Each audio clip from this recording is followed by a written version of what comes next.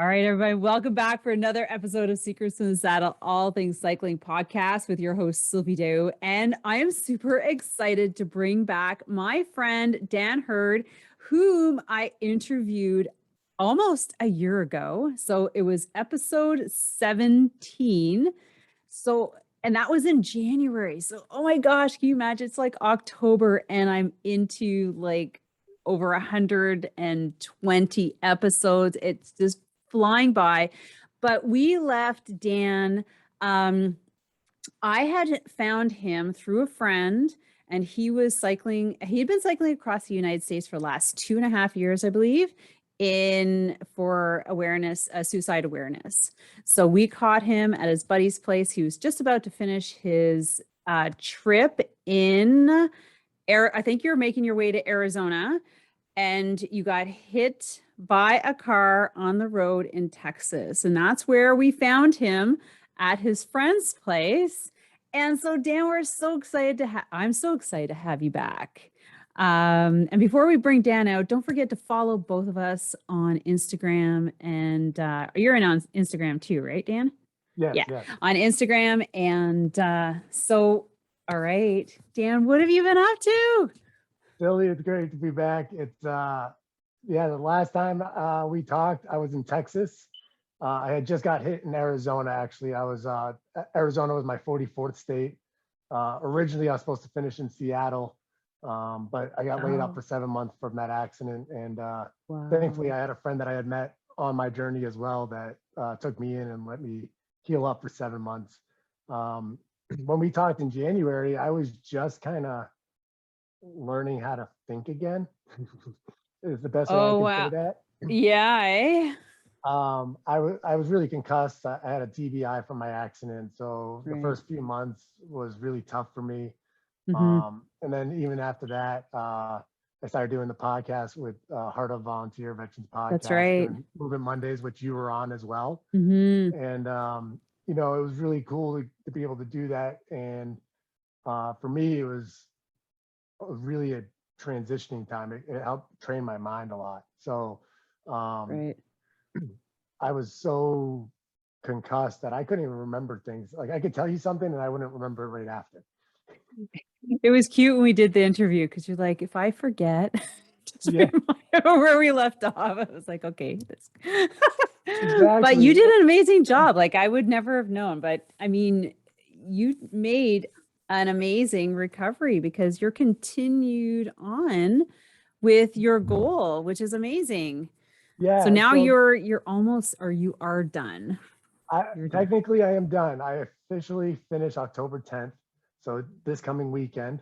So I made it here a little early, but I'm visiting the Navy friends that I served with, which was part of my journey. And I would have felt really bad if I finished and then saw them, because then I felt like it wasn't part of the journey. Right. So that was kind of my reasoning for it. And but yeah, to get back on the road, it was a hard 7 months for me. I had to learn how to pretty much walk again with my left leg, and went to physical therapy, started walking around my neighborhood. I think that's when we did my interview. Yeah. I think you were Stravaing yourself, or you were on one of those platforms. I was like, yes. Hey, and he's like, his walk around town. I was doing every street at one point. My goal my goal was to do 10 miles of walking so that I could get back on a bicycle. Wow. And it took me a little while, but I got to it. And then I got approved to get on a bicycle and start riding. And I started doing little low miles, no gear, nothing. And it really just kind of brought me back to life, and it helped my healing process a lot, because I was, thinking on the road. I was doing mock interviews in my head with people that I would meet. So even if I didn't do an interview with them in person, I was like almost doing an interview with them while I was like exercising and trying to get my strength back. So after 7 months, I left Texas and I restarted in Seattle, where I was originally supposed to finish. Timing of the year, it was the beginning of June almost, and it was just too hot to restart in Arizona. And I used that as my excuse. Honestly, I don't think I was ready to go back to Arizona. I see. Right. And so for me, it gave me that time to kind of prepare for it Right. and the season. So it Yeah. worked out. It worked out in my favor in that sense. But so yeah, I Feel like it. restarted. This is that heat stroke instead on the Yeah, side of the exactly. road. It was still hot. So, Yeah. but I restarted in Seattle. I made my way down the coast, bouncing in and out a little bit before the fires really started down here. And Oh, yeah. I see that Alex, our friend, is up in that area right now. I just saw him he is. I'm on super excited. Instagram. I'm super excited to see Alex. He's Are you on his going to way see here. him? He's on his way to come to my finish. Okay. Okay, guy. Okay. Both of you. We need to get both of you on the podcast together. Well, we'll have to do it on Sunday because I'm leaving Vegas on Monday. Oh, just a second. What am I doing Sunday? I could do it in the afternoon. All right, we'll We'll talk about figure it that out. after. Yeah. We'll talk about it after. But Oh, yeah, that's awesome. I'm so proud of him too because one, he's an ambassador for the One Pedal at a Time movement, my Yes, that's nonprofit. right. And we met in Utah like 12 days before my accident. Uh-huh. And he rode with me all the way into number 44, which was Arizona. And then we split up. And then the next day I got hit. He was one of the first people, although I didn't allow and have, I wasn't allowed to have visitors because of COVID and I wouldn't have allowed them anyways. I was going Uh-huh. through a lot in my own mind. He Yeah. he was one of the people that showed up to deliver stuff to make sure I was okay. So it was really good to see him there. He was my first interview that I did on my own podcast for Movement Monday. And he's the Okay. one that really inspired the Friends from the Road podcast that I'm doing now. And so he was on both of those actually. He started there. He came to visit me in Texas on his way through. I saw him again in Maine when I Mm-hmm. was visiting home for a month right before I Oh, that's restarted. right. I remember seeing that. Yeah. I didn't And and I was like, you guys got to get together. I never heard it from you. I know it's well, like quick visits, but this will be perfect. So me and him have seen each other in every single time zone now, oh, except for the Pacific. So he's coming here. So we'll see each other on a bicycle in every time zone. are you So gonna it's bike really with him awesome. home? No, I wish. I think he's staying here in Vegas. He's got some friends and family out here. So he might stay out here for a little while. I'm heading to Alabama. Oh, Um, okay. I have a car ride. A friend's giving me a ride he's coming out from North Carolina for the finish line and he's going to drop me off in Alabama. I have a van there that I've been working on details of getting. Someone is loaning me a van because I can't afford one. And Uh-huh. pretty much I just got to insure it. I got to fix it so it runs and get it on the road. And then I'm heading to Colorado. He's like one from one end to the other. And then You back. sure you can't find a van in Vegas? I'm sure you can find a van in Vegas. I'm sure I could, but I'd have to pay for it. And Yeah. everything with the pandemic, used vehicles are so expensive right now. I'm really I grateful. heard. So insane. They're like worth double what they're worth right now. You could literally sell your car for double what it's worth almost if it's a I used like car. that idea because but then we'd have to get another one. So I don't know. I Exactly. think I like hold on to my paid vehicle.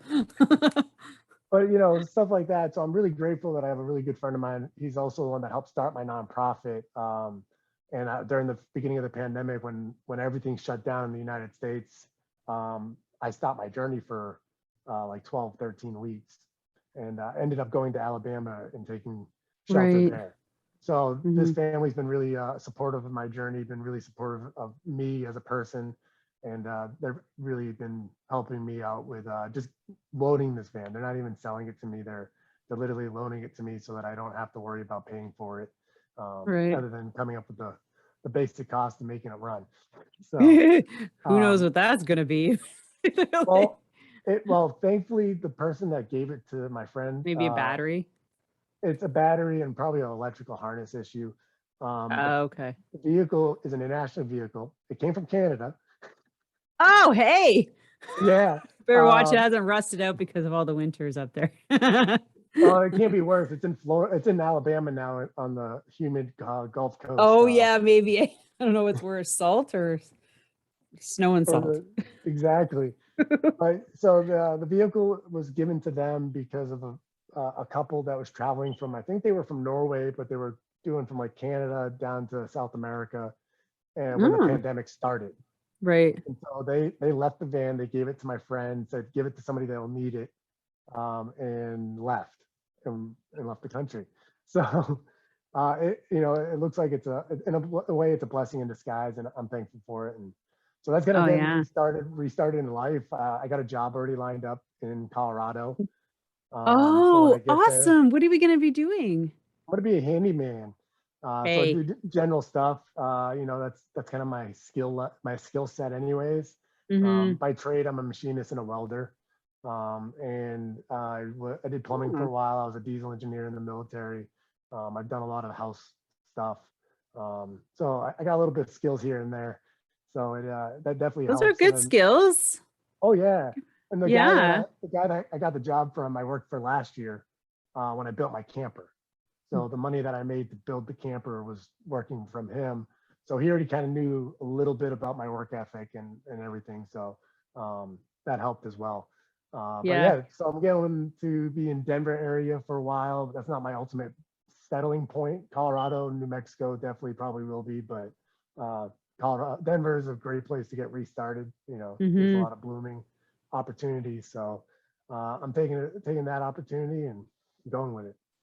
Well, I'm super excited for you, Dan. Now, let's backtrack because I Yeah. want to ask you, like, so you got back on your bike. When did you officially get back on your bike? So I officially got back on the journey in Seattle. The I think it was journey. Okay. May 27th. Okay. Um, S- I started riding again I think it was the beginning of March. So Yes. it was Like kind just of like training yourself. yeah, and that was like Yeah. riding around the neighborhood doing like 5-10 miles at first, Yeah. It's and like, then I got up to a yay. point where I think I did a weekend ride and I did like 70 miles, and I was just like, yeah, no gear, and then like Oh, no uh, gear. That's right. no gear. No 50 pounds of gear. No, Well, at least it's you're even not worse. I you wish don't my have a stuff was trailer 50 this time, pounds. right? No. So my last setup weighed 350 pounds, Yeah. which was phenomenal that I could even go. I did the Continental Divide 9 passes with it. So that's amazing to me when I think of that. But my new bike only weighs 150 pounds. You must feel like a rock star on that. Well, you would think so, except because of the injuries and everything else. Hmm. Realistically, I'm at the same level as if I was doing the 350-pound bicycle and still at that same strength level that I was at before the accident. So I'm still thankful that I can still ride as many miles as I am with the gear that I Yeah. have, but I'm still nowhere near where I was. Well, I'm sure you'll get there because, your body start remember. But I remember when we talked, you like on your journey because you're riding for suicide awareness, you had like you came across people and their stories. Did you experience that this time? Like, even though you've been on the road for, I don't know, 5 months, did you Oh have, yeah, yeah? Can you oh tell us yeah. about one that you would like to Uh, share? well, If you can.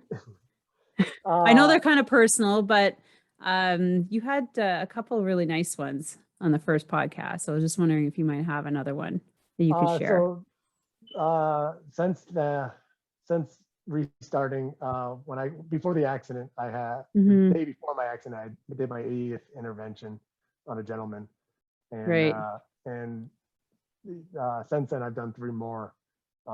Two of them, all 3 of them have been over the phone or over social media type things. Okay. Uh, but Yeah, I guess because it's a little different now that these days, but it is, um, and one of the people I met in person, and one of the other people I already knew from military. So one of them was struggling with the Afghan right. uh, outing, I guess, and Hmm. uh, and but no, in person stuff I've had. Just sharing my story, telling people what I'm doing, and you know, if you remember from any of my Yeah, photos, let's recap. Do you the want to sign that I recap have. that? Yeah. Yeah, the sign that I carry on the front of my bike is "Make a stranger smile, be the change." Hmm.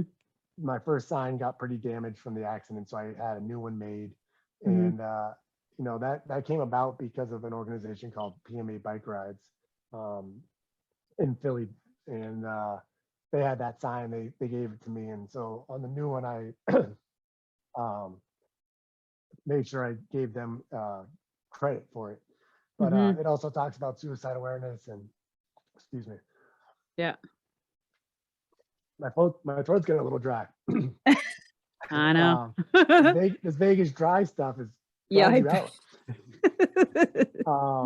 But no, oh man, I lost my train of thought. Help me out. So you got the sign from a company in Philly, Yes. and you were giving them credit, and I think you stopped there. Yeah, so on the sign it says, before it didn't have suicide awareness on it. That's right. It talks about the one pedal at a time movement, the organization, and that I'm doing it for suicide awareness. So even if I'm in a store or whatever, people see my sign a lot, and that's how the other person reached out to me. I actually taped my business card with my little scanner thing. Oh, yeah, your QR code. Thank you. Oh my God, that's so smart. So I put that on my thing and I taped it on there, and I took another card and I put it on the other side so they could see the nonprofit. And so people can see that stuff, but even that person that reached out to me that was struggling told me just seeing that sign when they came out of the grocery store was enough to reach out to me and not want to take their own life. But they were still struggling, so that's why they reached out. And I was really thankful, one, that I had service to get back to them immediately, because I was in the town that they were in. So thankfully I was nearby, but they weren't comfortable coming to see me in person. But they were grateful, and we were able to get a plan in place for them to feel safe. And that's why this journey I wanted to finish for myself. A few people have mentioned that, I didn't have to finish the last 4 states. It was pretty big accomplishment to do 44 of them, especially after the traumatic accident that I went through. To do it after 7 months was pretty ballsy, I guess is the best way to put it. Well, if you can, and if you're working up to it and you made it a goal, you should definitely go for it. Like, I mean, absolutely. Even if it takes you a little bit longer. Right. For me, I had to do it sooner than later because I am really fearful of cars. Even being on the road for the last 4 or 5 months has been torture in a lot of ways every day. So, even the experiences of meeting people, like I rode with a group right before I got to San Francisco. It was one of the first times I felt safe being on the road because there were people behind me, even if we weren't like immediately together. I knew they were back down a few miles or something behind me. I knew there were people in front of me, and it just made me feel more comfortable that at least cars knew that we were on the road. I wasn't alone, because I've learned since the accident that I don't fear death. A lot of people fear death. I think it's gonna happen. Right. But I fear dying alone, I guess, is what it is. Oh. And being alone when that happens. Right. And that accident kind of gave me that realization, and I didn't realize that realization until I got to San Francisco with this group of guys, and it was just really awesome. But even from that, like I've made some really good friendships out of those group of guys. One of the guys came down when I got to San Diego and followed me out to Phoenix. So he followed me through the desert for a week, which was really awesome. One, because it was my first time having a support vehicle, and at that point in 3 years, you're like, I'm not riding by myself ever again. It was so awesome, because the first day, like when he offered it to me, I was like, oh man, that's cool. Like, I'll be fine. Like, you don't have to do that. Like, and then he was like, no, man, he's like that. He's like, I really insist. Like, I'd feel more comfortable. And so the first day I rode with all my stuff, I was like, yeah, I can do this. And then I had an issue with my bike, so I had to take everything off of it. And then we got it fixed, and I was like, man, this was so much easier than having to walk 20 miles to the bike shop to figure this out. and having cold water every time I stopped, because he would like, all right, I'll see you in an hour and a half, 2 hours. I'll see you at some point. I know your route. And he would just Yeah. pull over. I'd be like perfectly finishing my now just warm water. And he'd be like, here's more ice, here's more cold fluids, take a quick break. It was amazing. And I would have never Uh, had that if I didn't meet him and hung out with him in San Francisco. And I did an mhm. episode with him. Now he's actually been on my podcast, Friends from the Road, twice. He Oh, did cool. when he was on his own journey bicycling, and then he did it with me when I met a lady. I met a girl that's rollerblading across um, from California to Florida right now, trying to beat the Guinness World Record. Rollerblading? Yeah, and she has the support buddy, so he's on his bicycle Yeah. carrying most of the Oh, gear. But right. yeah, she's I think she's like about to be 35 days into it or something like that. What And does she have to beat? the Did Guinness she tell you? record, the Guinness record, official record is 63 days. Oh, wow. Um, the unofficial record uh, is 43 days or Okay. 46 days. She's trying to go for 43. And she's Whoa. doing amazing. So I was fortunate to ride with them for a few days with them, and we all got the benefits of the support vehicle. And unfortunately for them, it was at the beginning of their journey, whereas for Hmm. me, it's at the end of it, and I know not to expect that. And Yeah. I know it took them a few days after we separated to transition back to not having, you know, that support and everything. So they're still going strong though. I'm happy for them. But so yeah, even those like small interactions, just having people offer things and be there to support me. The weather was 110 plus degrees every day going through the desert.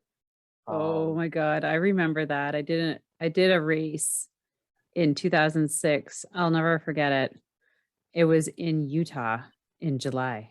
oh, that's worse. Oh, Oh, I love yeah. Utah. I want to go to that. I can't wait to go back to Moab. But yeah, Yeah, it was not through, in it was around July, Moab. Yeah, yeah. not Well, I September, know. October. I want to be there right now, but I can't. So, That was um, brutal. but yeah, other than that, it's been, just I've taken a step back as much as I was, before the journey, before the accident. I Hmm. was so focused on suicide awareness, which I still am. But before I was reaching out to news media, I was going to do speeches more often. Yeah. I kind of went back to the beginning of my journey where I was more personal. I kind of tried to interact with just people. Uh-huh. But at the same time, again, like I said, I had a lot of fears uh, before. I don't know if I would have ever stopped my journey. You know what I'm saying? Like, Oh, right. I Because you think I were would there, have, it was like 2.5 years you were going yeah, at I it. was just over it at that point. And to be honest, um, a few weeks before the accident, I definitely was. I was all like I thought I was gonna finish in Seattle, keep ride back to New England, and then just keep riding for the rest of my life until I got tired of it. And that accident kind of made me realize that there's more to it, and that I don't want to be on the road forever, and I'm looking forward to the next thing, but I'm also afraid of it. What's the next thing? Well, getting to Colorado, trying to get myself Oh, settled okay. down. My goal is um, one, I got to get it reestablished. So as you know, in the previous episode, we talked about how I'm doing this whole thing with no savings. I wanted to show people financially that we could survive. Hmm. So I figured out day by day. That doesn't work for life in a normal setting. It worked for me on the road, but just trying to get the idea of making sure I had a job, making sure I have a place to live, transportation to get to work, not being in a place that's warm, where I've been following the warmth for the last 3.5 years now. Nice. And of course, I'm moving there at the beginning of winter. So I wanted to make sure that I was going to be safe, and I wanted to make sure all these things. And for a while there, especially getting towards the end of California, getting to San Diego where I lived, where I was stationed in the Navy, um, Okay. that was kind of the realization point that I was getting close to my end. And it was going to be, realistically, it was going to be the realization point either way, because I knew I was going to be finishing in Seattle, and vice versa. I knew I was going to be finishing in Las Vegas. So I knew that as I got there, it was getting close to the end. And so my mind kind of subconsciously flipped from the mission to figuring out what I got to do. And unfortunately, you know, we all go through those phases where I started thinking about my future way too much. You know, I still had to finish this journey. But we have, you know, obviously it's important to think about the future, but overthinking about it creates so much anxiety. Yeah, I was gonna say, yeah, you can really like get deep into that and There's a healthy overanalyze limit. everything. Yeah, there's a Yeah. healthy limit. And I was getting to the point where by the time I got to Phoenix, I was going to some appointments that I needed to take care of for my accident, and just some other things, you know, for my future. So it kind of made me kind of dive deep into my future and start worrying about that. Like I said, I had this ball of anxiety in me. And then what that created was the stresses that I was dealing with. I was so worried about making the same mistakes in my past, even though I'm not the same person I was 4 years ago, 5 years ago, when I attempted suicide for my third time and was already planning my fourth. But I still am fearful of those thoughts, because I still get those thoughts. I'm not gonna, you know, anybody that says that they cure those demons never go away, right? They're always kind of we just learn. hanging out.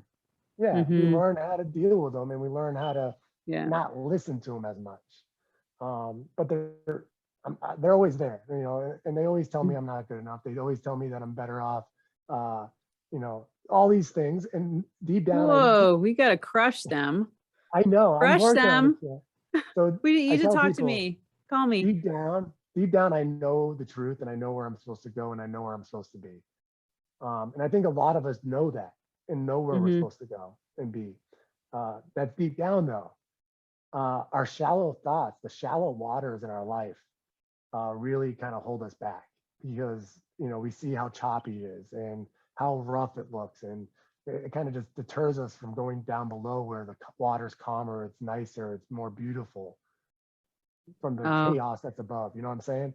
I was gonna say you should be riding the wave, which is at the top, the upper top. Well, you can do that for too. most of the, but and I love that you have your plan, because, you know, getting to Colorado and Denver and then settling into a job, like, you have a lot of good experience. And like you said, work ethic, you're passionate.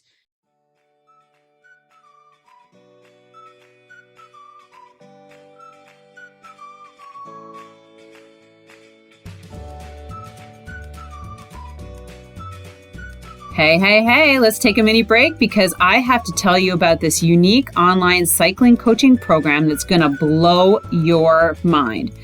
This is your fast and easy way to become a better and stronger cyclist by joining an online 16-week cycling training program geared towards improving cycling skills. My name is Sylvie Dow, your podcast host and level 3 national cycling performance coach. I have been coaching this unique 16-week program every winter since 2006. Why did I create this unique 16-week program? Winters were harsh and still are here in the region. No one likes or liked to work out alone in their basements until the world of online cycling really took off last year during COVID, which has been a game changer for cyclists worldwide. So why would you sign up to a 16-week online road cycling training skills program when you could be riding inside? Well, here's the thing. There's this little known thing called the 4 key pedal strokes. Hardly anyone is talking about, but when you learn and use them, you will see a huge difference in your cycling performance, not to mention impressing your friends and yourself. First, why are you training on a trainer this winter anyways? What are your goals? Do you want to get faster? Could it be moving from 18 kilometers an hour to 20 kilometers an hour? Do you want to win that sprint? Are you looking to get stronger on the hills? Do you want to now be the first to the top, not the last? Is it your endurance base building? Do you want to move into a faster ride group? Or maybe you're looking at getting into racing. Whatever the goals, they require specific skills that need to be taught and practiced in order to improve. I've coached over 500 cyclists in this program with a reported 5 to 20% increase in cycling fitness over the 16-week. Here are a couple of reasons that this program might be for you. You're still frustrated with climbing hills and keeping up with the pack. You like structure and scheduled training sessions. You like to train in your cycling zones. Your heart rate is all over the place. Possibly you want to optimize gear changing and learn a little bit more about that to become more efficient. You would like coaching feedback on technique and form. Joining a cycling skills program like the 16-week program can provide more benefits that will help drastically improve your cycling fitness through focused training in your heart rate zones, hill climbing, speed, endurance, while building up fitness through the 16 weeks of periodized winter and strength training program. Go to 16wkroadcycling.ca. That's 16wkroadcycling.ca for all the details and to join today. The program starts in December. Now, back to our episode.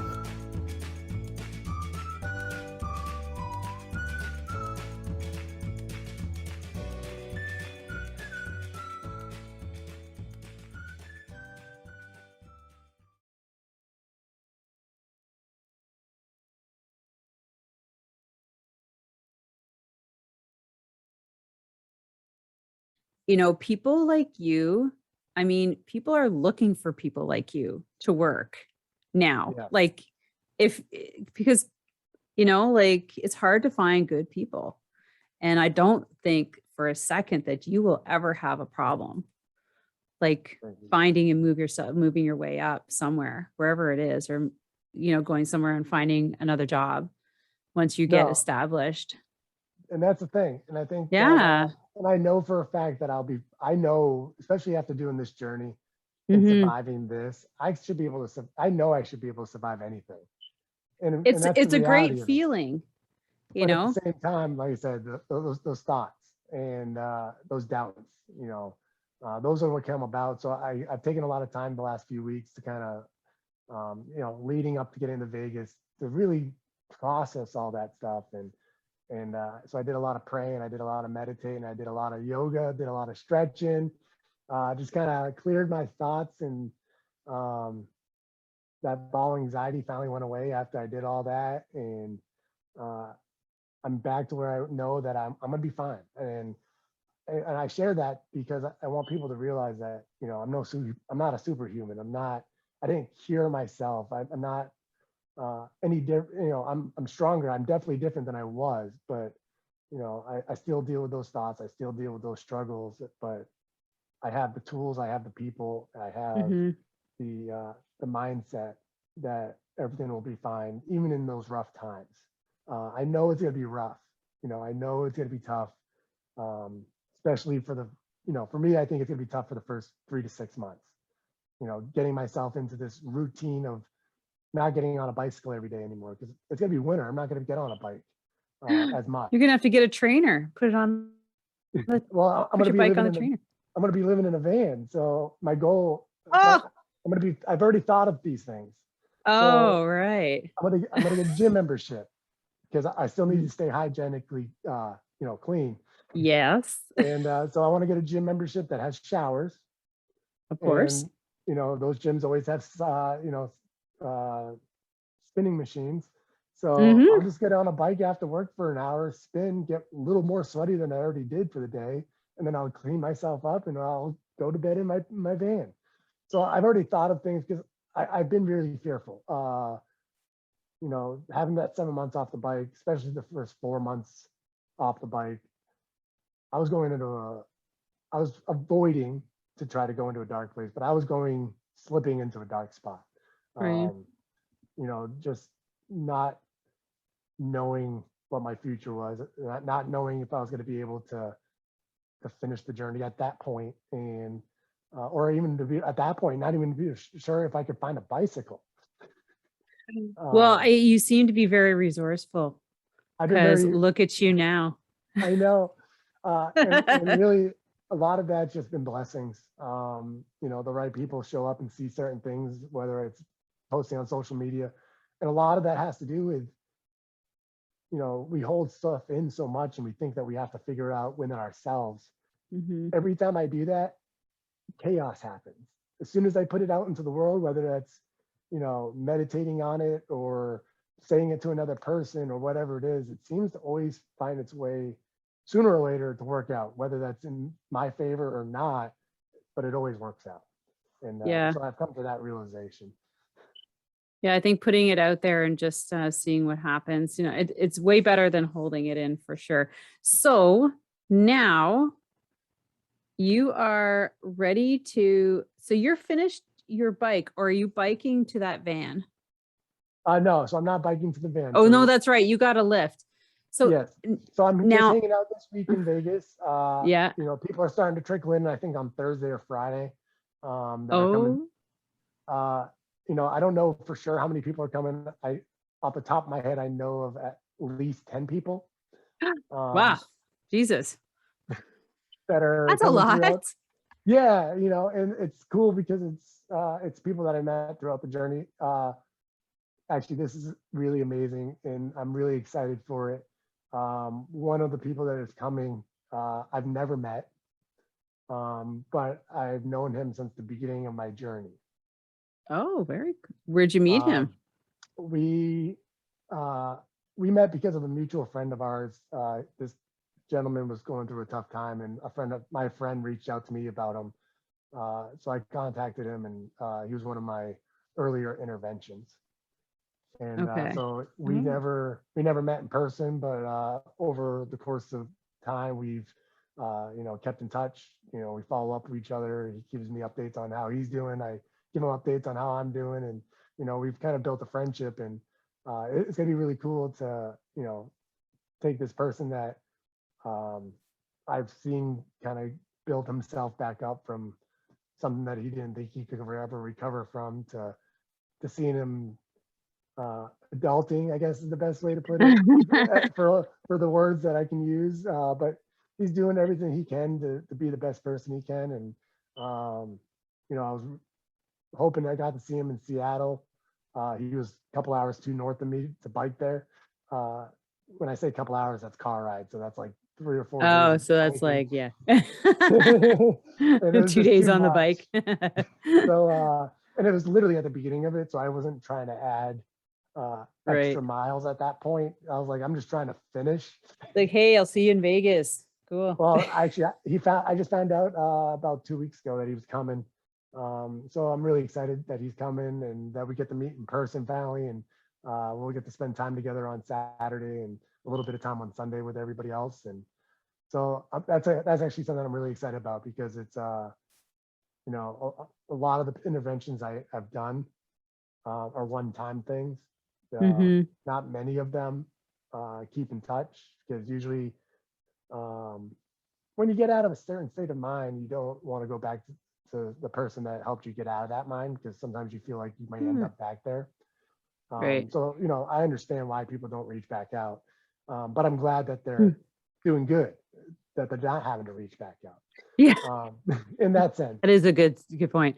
So you You know. also mentioned that, I'm sure your other friend, Alex, who Yes. you put me in touch with, and I can't remember what episode that is, in the 30s or 40s, but Yeah. he's going to be rolling, because I spoke with him. He was in Florida getting his bike ready at his dad's place, and he was shortly getting ready to start his journey. And he's been, Well, he actually, so he stopped in Florida to kind of recoup. And yeah.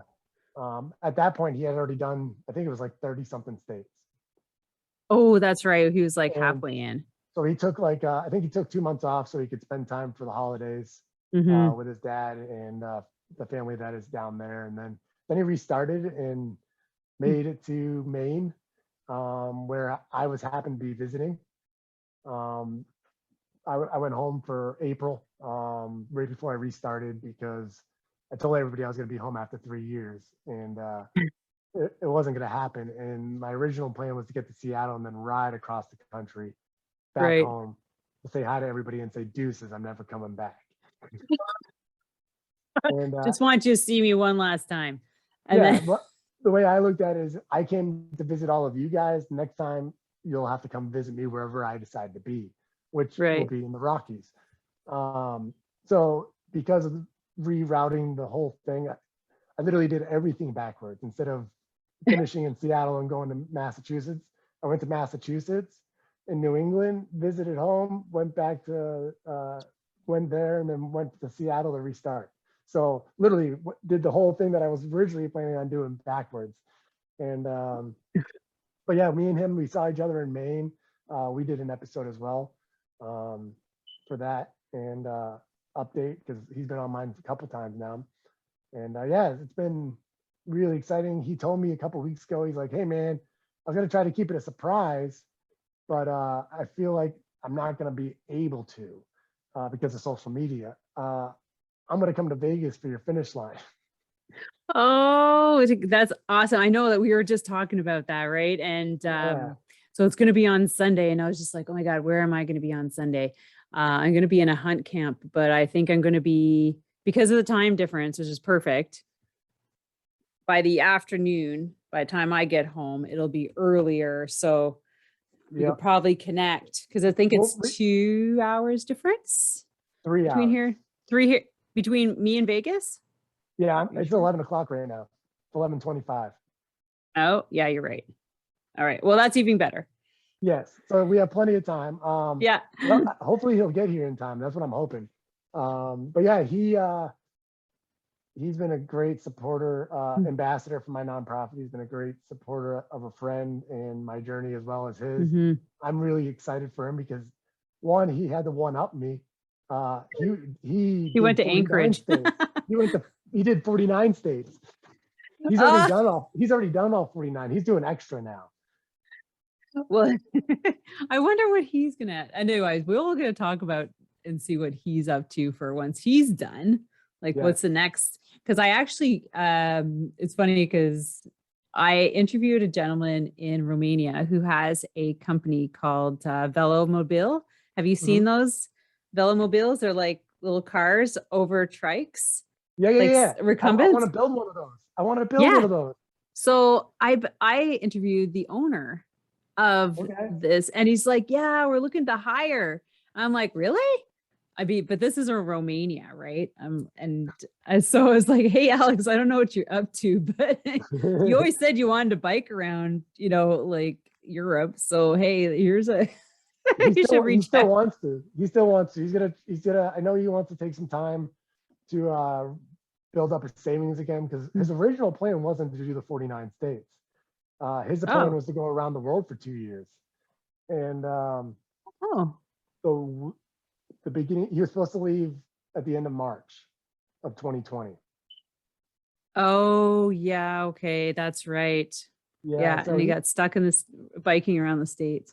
So he got stuck in the States. So he's like, I'll just go backwards. Maybe because originally he was going to start in Ireland and work around and finish in America. So he's like, screw it.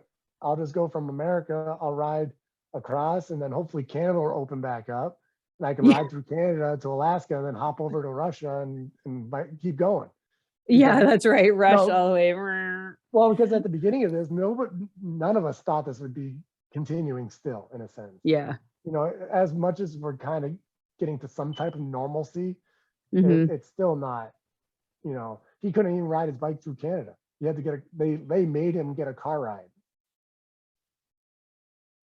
Oh, yeah. I was wondering if he came through Canada. I'm like, hey, looks like you're in Canada. He's like, no, I'm just I don't know. He was at some Canadian sign that was in the States. I was like, what? Yeah, they wouldn't let him go through. He had to wait, and somebody gave him a ride, and they said, you have 6 hours to get to the next checkpoint on the other side. And they literally drove straight through. They weren't allowed to stop. They weren't allowed to sightsee, nothing. You have 6 hours. We have your license plate. You better be there in 6 hours. It was crazy. Crap.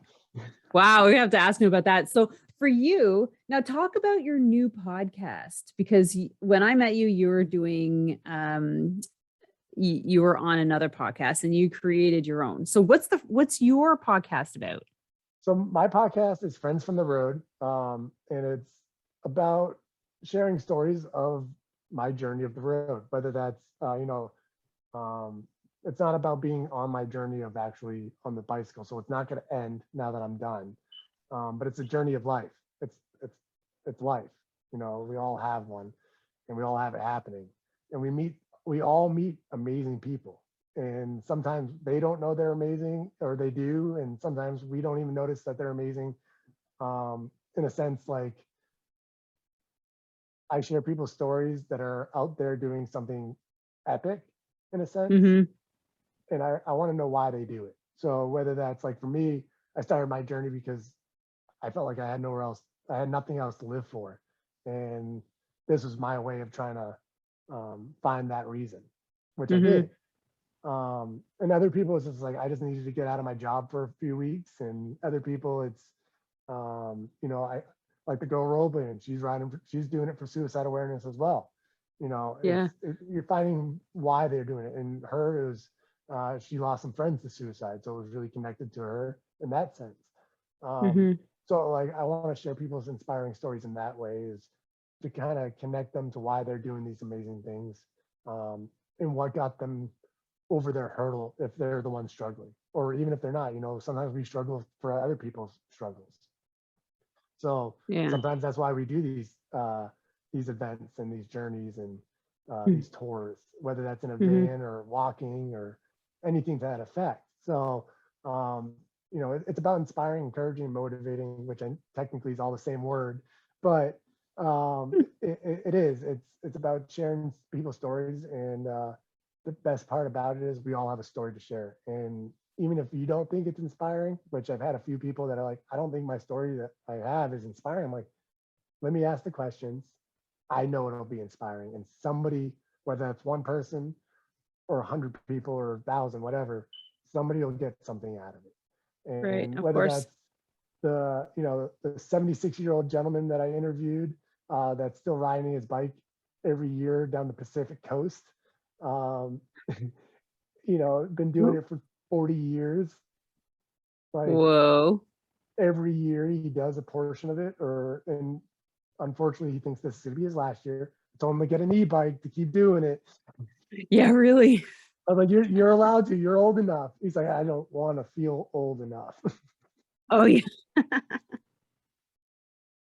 So, stuff like that, just, I have people so often that are in their 50s and 60s that are like, I'm too old to do that.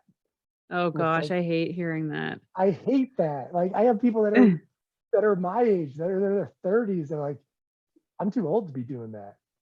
You're like, oh my gosh, what are you going to feel like in 20 years? Like, if you feel like that now.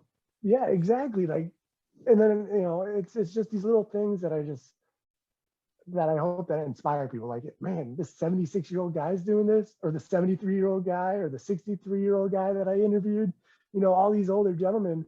Hopefully it'll inspire, somebody in their 30s, 40s, 50s, 60s, maybe 80s to go out there and be like, I've always wanted to travel across the country. I'm going to do it I'm going to hike across, whatever it is. I'm not saying they have to be as crazy as me for 3.5 years, or, go across your state or across your province. There's so many possibilities, and so many of us aren't willing to see it because we've never seen somebody do it. Right. Or hear that somebody does it. Yeah, like, you guys, I have to say for myself, like, I've talked to my husband about doing some bike packing. And the more I talk, like, I see you guys, I watch Alex, and then I'm starting to see women that I know just going on like 2 days, 4 days, local stuff. I was like, whoa, if you can do that, I know you could do anything, like, if you want to do it local. Yeah. I'm like, well, what's cool okay. You have you guys have like state campgrounds and stuff like that, or province campgrounds or whatever? There's lots of rail trails, like converted railway. Yeah. You can just pull And off and camp for the day next to a I local know. pond. It's like I don't have to like have a destination. I can just sort of stop when I want. And it's starting to really gain appeal. Like I don't know what it is, but it just seems like more people are are exploring like bike packing. Oh yeah, you have to. My next thing, I don't know when it'll be yet, but I know I'm going to do the Continental Divide. So Where's I'm going that? to Is go. that in It's the Rockies. It goes from Canada to Oh, Mexico. okay. Yeah, yeah. Technically, it starts in Canada. It's a few hundred miles in Canada, I think, and then it goes Right. like 100 miles into Mexico, I think it is. But Oh, so you have to start in what in Calgary, like yes, Alberta. that area. Okay. If you start from there, um, We can start Montana, I somewhere well, closer. it depends. One, by the time I do it, hopefully I'll be allowed in Canada. I don't know. Uh, If you're vaxxed, I'm sure you can come into Canada. well, I will be. I got my first shot actually the other day, Oh and boy. and Good. I also reason why I brought that up about Canada is I got a DUI 9 years ago, Mm, and Canada doesn't that's let you okay. go to I've got like Mexico. an illegal ticket that I got in Michigan, a speeding ticket, but this is like 25 years ago. Oh man. That's why I'm like, Well, that state, I'm not driving that state.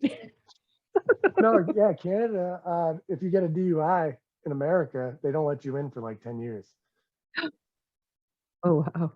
Yeah, and if you Really? get supposedly if you get two, it's a lifetime no driving, no entry. Yeah. So luckily I don't drink anymore, but my 10-year mark is 2022, and Oh my gosh. Okay. so hopefully by then I'll have my passport all situated and everything else because I do Mhm. want to do a lot of traveling. Um, I don't. I've seen America now. Now I need to go see everywhere else. You have to bike across Canada like a lot of people, Yeah, one end to well, the other.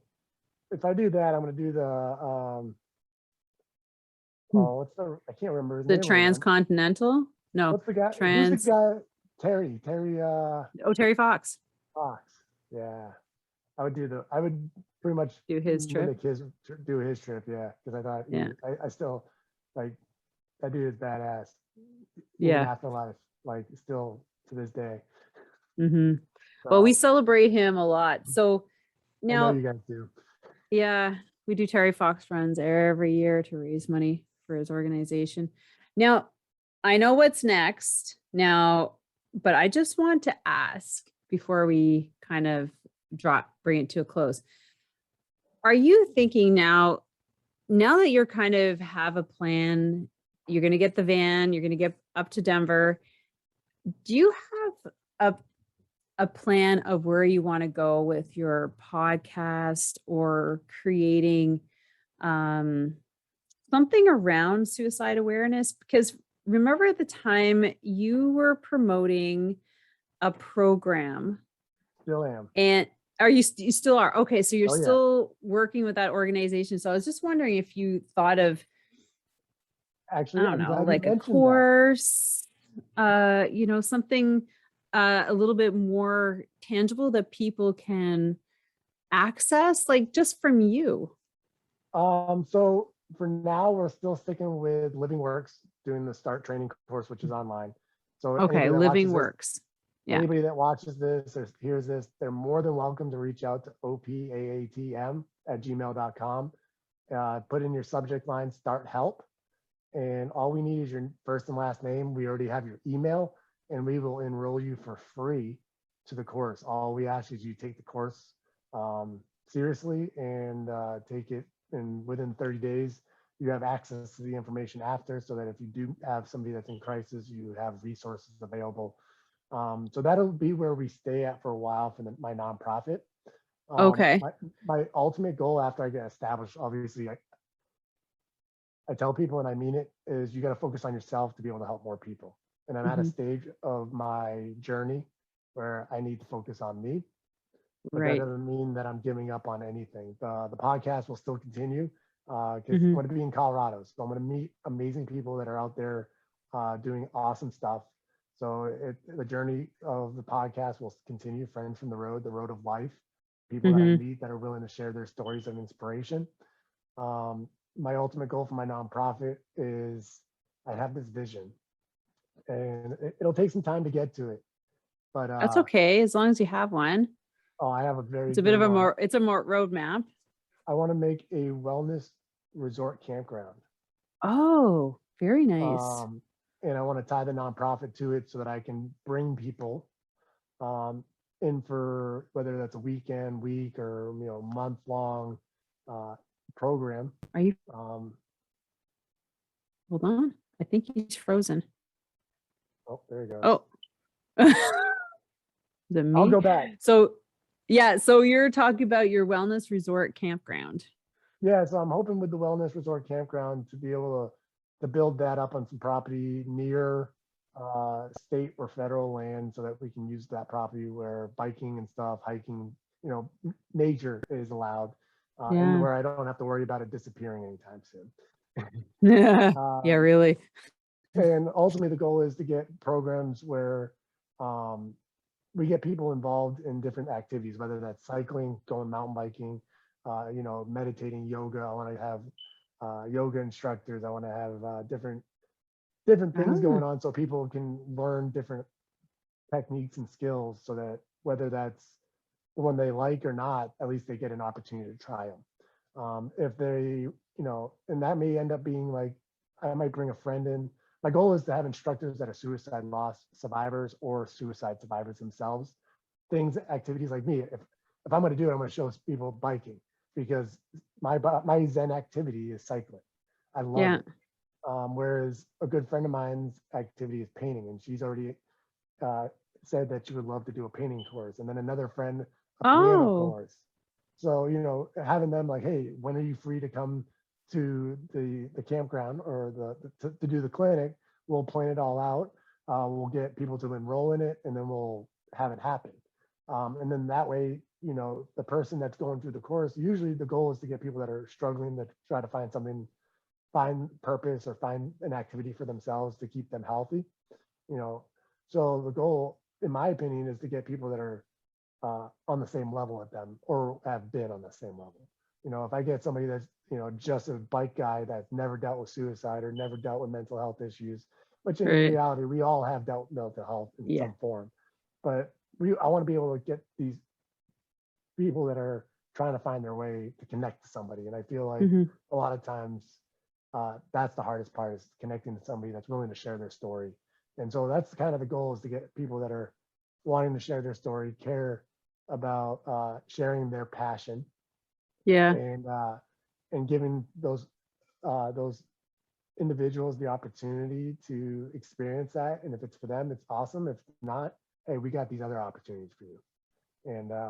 And because of being, my goal is to be in the Rockies for sure. So, that, obviously is going to be more of like a better season thing, but that doesn't end there. My goal is to, incorporate, especially with some of the other organizations that I already know, snowboarding and, doing winter sports, and maybe even getting snowmobiles in place, getting out there and just that wind therapy instead of on a motorcycle, different opportunities.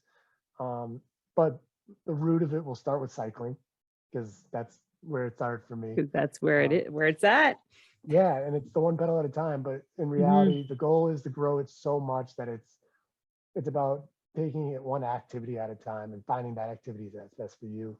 And then ultimately, the goal is to graduate from the START program, to start training people on assist and other more advanced courses that are in person. To do that, I have to be certified. I'm not certified to do that yet. So I have to get my own certifications to be an instructor, and have there's certain criteria to be to meet for that. And I'm far from that yet, or have the people to do it. But in time, I believe that that'll happen, and we'll be able to not just bring people that are struggling in, but bring people that want to make a difference and that are already, man, I can go to this activity that's about mountain biking. It's, maybe it's a small cost or free of charge, whatever it ends up being.